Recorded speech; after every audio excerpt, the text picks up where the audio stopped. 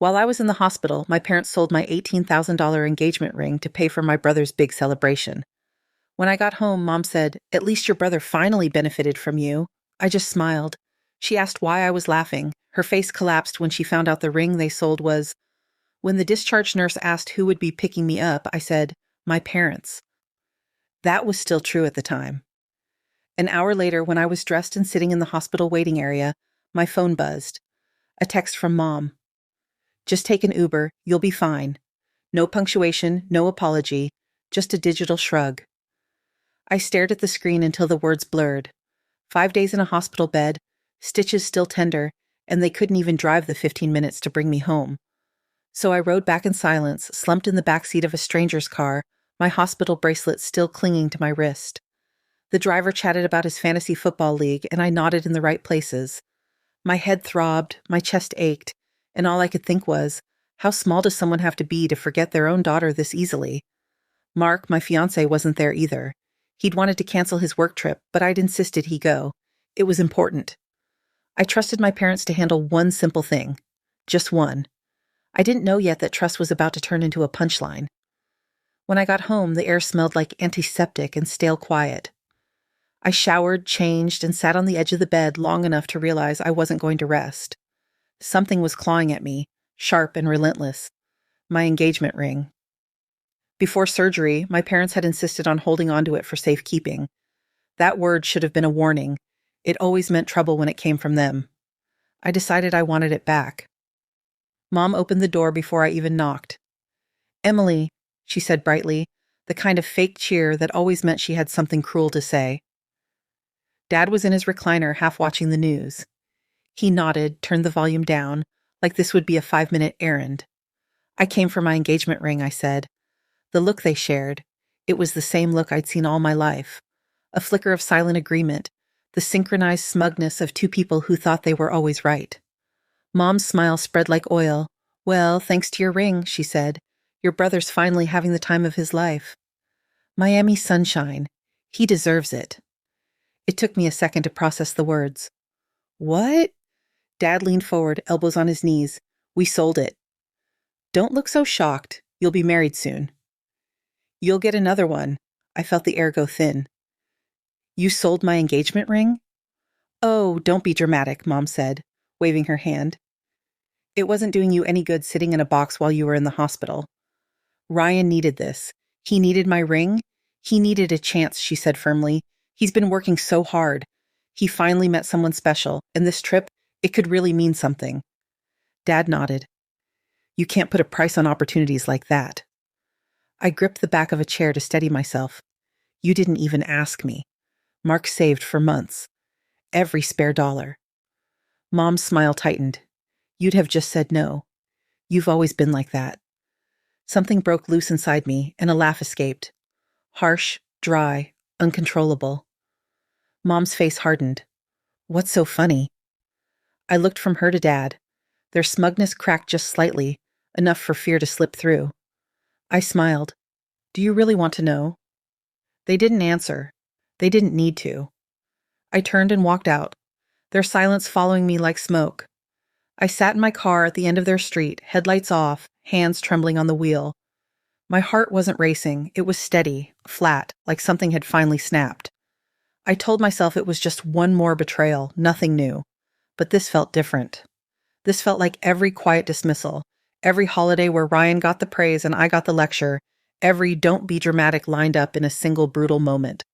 I'd grown up in that imbalance. Ryan, the golden boy 2 years older, shining brighter by default. When he turned 10, he got a brand new bike with racing stripes. When I turned 10, I got his old pink one with a bent handlebar. "It builds character," Mom had said.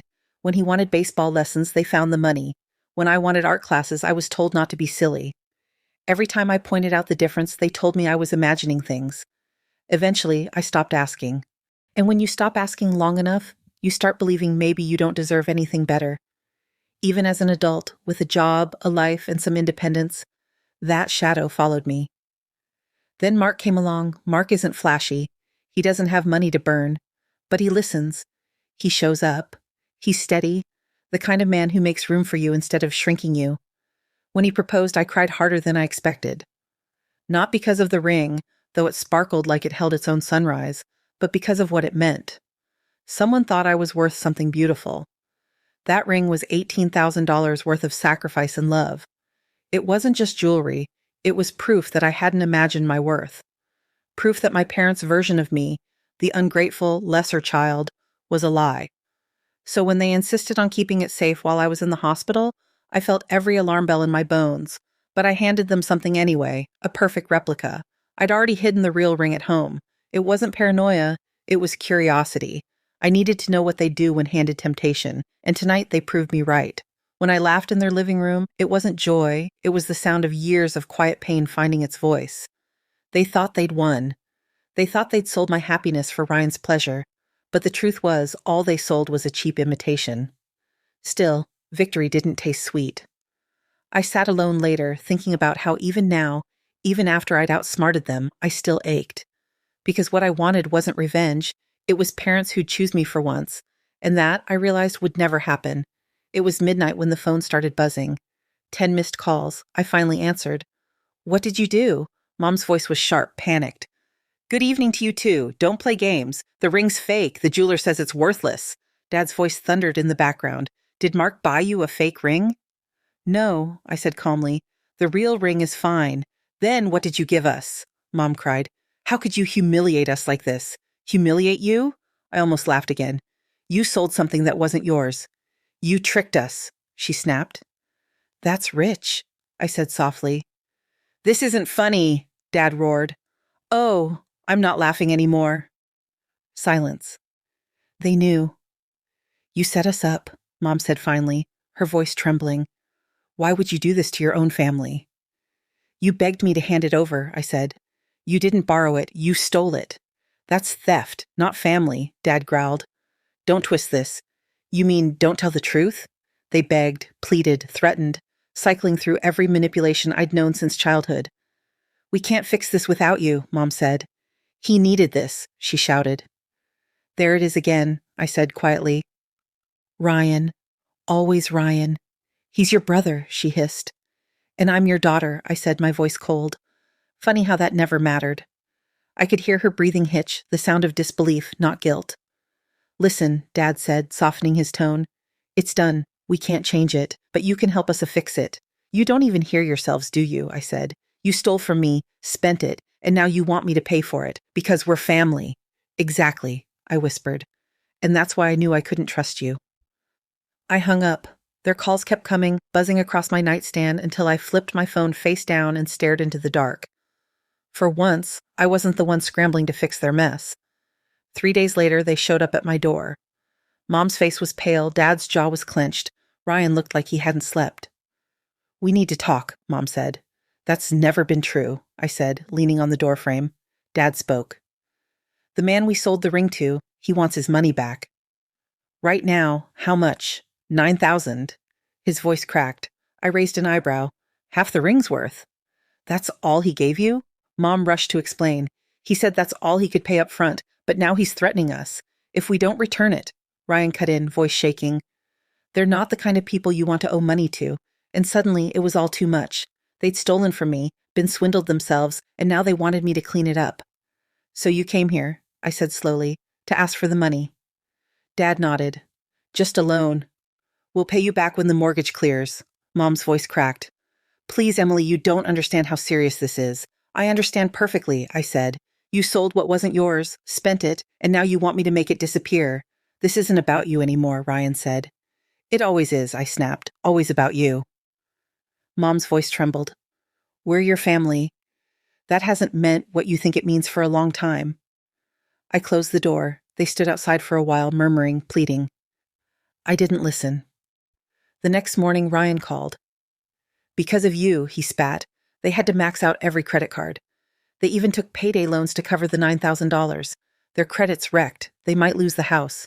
I took a slow sip of coffee. "That sounds rough." "Rough? You ruined their lives."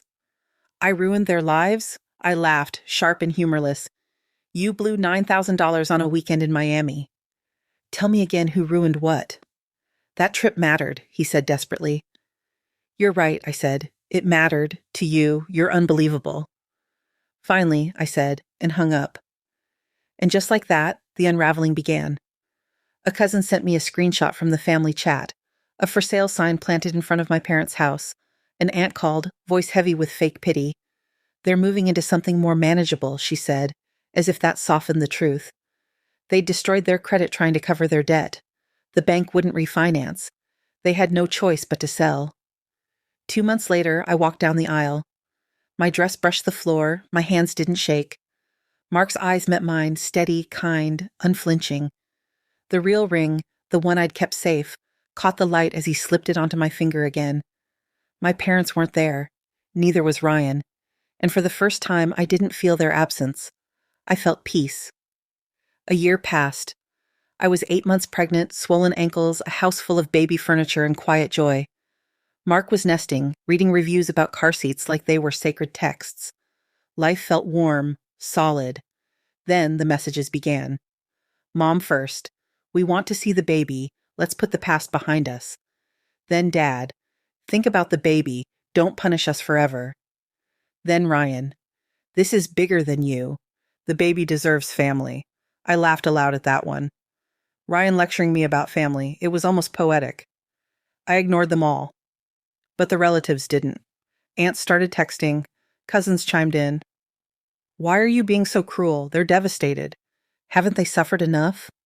Stop making everything about yourself. And something inside me finally cracked.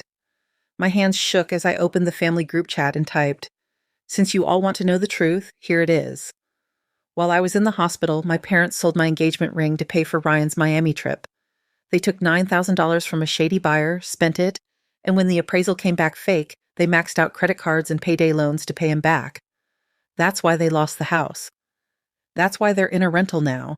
They didn't lose everything because of me. They did it to themselves. I hit send. The silence lasted exactly 12 seconds before chaos erupted. Shocked messages, disbelief, screenshots flying through the group chat. They did what? I can't believe they blamed you. Always knew Ryan was spoiled. The tide turned so fast it almost made me dizzy. Mom tried to post a defense, something about sacrifice, love, family, but it sank under the flood of disgust. The story she'd built for decades collapsed in a matter of minutes. And that was it. The Golden family lost its shine. The truth did what I never could. It made them small. Months later, I heard through the grapevine that the Miami girl dumped Ryan, and he'd moved back in with them, 3 people under one leaky roof, with no house, no reputation, no excuses left. And me? I built something better. A life rooted in truth, in love, in boundaries that finally held. So tell me, did I do the right thing? Did I go too far, or not far enough? Because for the first time when I look back, I don't feel guilty. I just feel free.